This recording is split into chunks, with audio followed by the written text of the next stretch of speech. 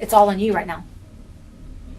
What is my problem? You were You the were last the one with last her. one seen with her. So right now, it's facing you right now, son. So however you talk, you breathe, you think, then you respond. This is very serious, Aiden. You can't act like I don't know. I don't know. You can't, and you can't He say nothing understands that's this is gonna mess serious. Clearly. You understand, right?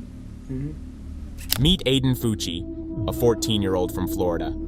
He is being questioned by his parents at a police station as a suspect in the tragic murder of his 13-year-old classmate, Tristan Bailey, a crime he insists he had nothing to do with. To fully understand how we got to this point, there's a little backstory. Tripping, dude.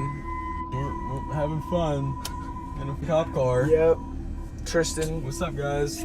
Tristan Bailey is a 13-year-old loyal. She went to Patriot Oaks Academy in St. John's, Florida, along with other teens, of which Aiden was among them. People who knew Aiden Fucci describe him as a bit of an oddball. He had a strong dislike for authority and a know-it-all attitude that didn't sit well with his teachers and classmates throughout his school year. Outside of school, Aiden's behavior was raising even more serious concerns.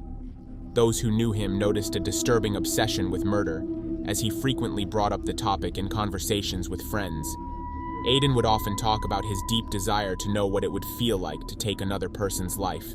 He would often describe how he would murder his hypothetical victims, suggesting that he would take them into a wooded area at night, stab them, leave, and later claim he had nothing to do with it. And he talked about killing somebody. He even told Zoffie Bowman how he would do it. And what he told her was, I would walk around at night and I would find somebody else walking at night. I would drag them in the woods and I would stab them. And then I would pretend like I didn't do it so that I could keep killing people. In her testimony, Aiden's girlfriend described his unsettling obsession with the idea of killing. She recalled how he often mentioned hearing voices urging him to murder. When he wasn't at school, Aiden always carried one of two knives that he'd named Picker and Poker. Several times, she said he'd pretend to stab her or sneak up from behind, holding a knife to her throat. Despite these red flags, she believed it was nothing more than morbid teenage curiosity, never imagining he'd go through with it. She also revealed that he told her that in a month, he was going to kill someone by dragging them into the woods and stabbing them. That was about a month before the murder. Again, she didn't take him seriously. On May 8th, 2021, Aiden spent the day with his girlfriend and best friend Trey. They went skateboarding in the neighborhood. Around midnight, Tristan's older sister saw her on a video chat with a boy in a baseball cap, who convinced her to come and hang out at Trey's house. In the early morning hours of Mother's Day, May 9th, 2021, Tristan Bailey would sneak out of her family home to meet up with Aiden Fucci at Trey's house. Both Aiden and Tristan were spotted on security cameras walking around 1:25 a.m. at the Durbin Amenity Center. Aiden would somehow get Tristan to follow him into the wooded area nearby. It was the last time Tristan would be seen alive. Aiden led Tristan into a wooded area and stabbed her 114 times, killing her before she had a chance to fight back. The murder unfolded exactly as he had hinted before, taking someone into the woods and stabbing them. In his mind, he believed he had committed the perfect crime.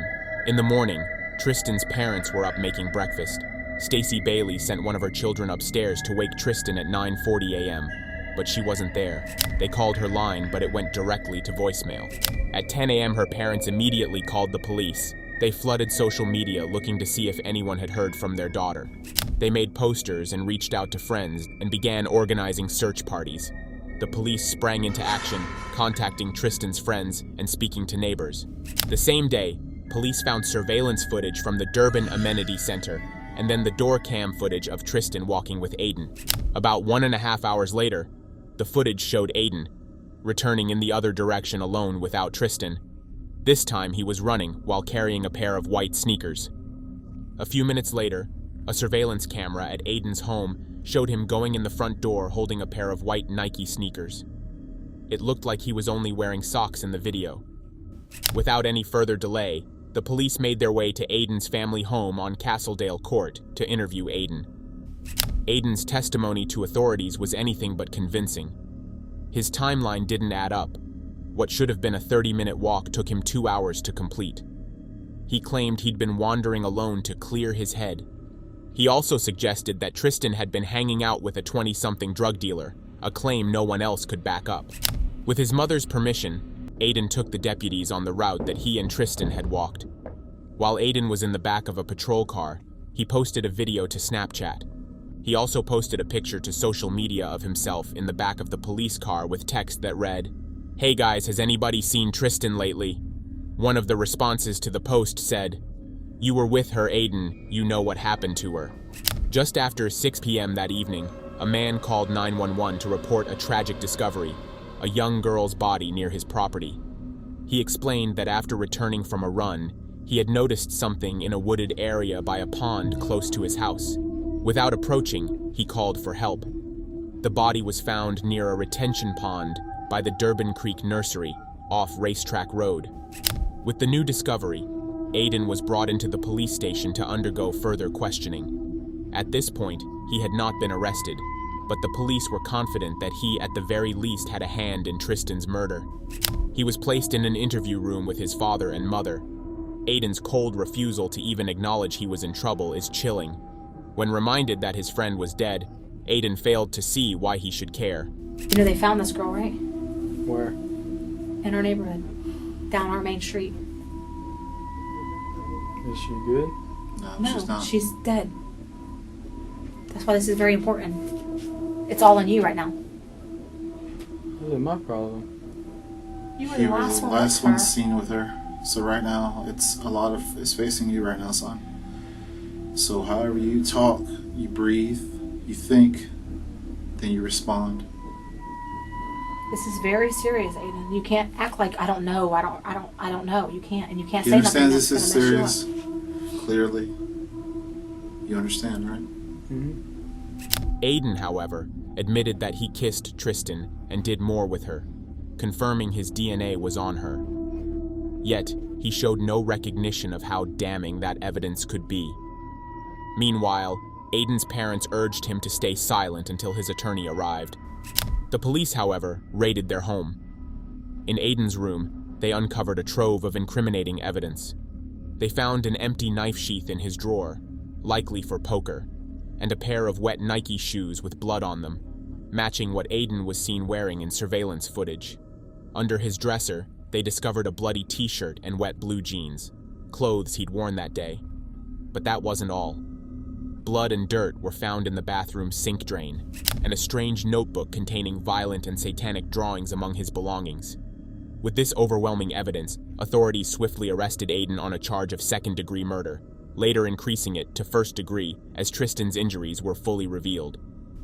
When the detectives reviewed surveillance footage from inside the Fucci's home, they saw Aiden's mom, Crystal, take his jeans and wash the blood off them. Authorities quickly charged her with tampering with crucial case evidence and advising her son to lie about what he wore on the night of the murder. She pleaded not guilty to both allegations. In September 2021, Aiden was brought into a room at the Duval County Jail for his pre-trial hearing. His behavior, however, came across as erratic, leaving everyone in the room concerned. From the moment he entered the room, Aiden seems dazed and confused. But it all became even more and more unusual when he began mumbling about demons taking his soul. I don't let you demons. I don't let you demons take my soul. You demons want to take my soul away. Investigators discovered a sketchbook full of demonic drawings, so it's not unlikely that Aiden felt demons were attacking him. But this is most likely Aiden's last-ditch effort to get out of prison. Killers and psychopaths often use the insanity plea, and faking demonic possession can be effective. However, Aiden's insanity plea was not accepted. He eventually pleaded guilty. In March 2023, he was sentenced to life in prison. After 25 years, the judge may review his judgment and alter the sentence from life to 25-40 years. It is unlikely that he will reduce the boy's sentence because he has already been identified as a problem in the adolescent detention center, where he is serving time until he is old enough to be moved to adult jail. It appears that Aiden Fucci is exactly where he belongs, and it will be interesting to see how the adult prison inmates handle his attitude when he is finally transferred.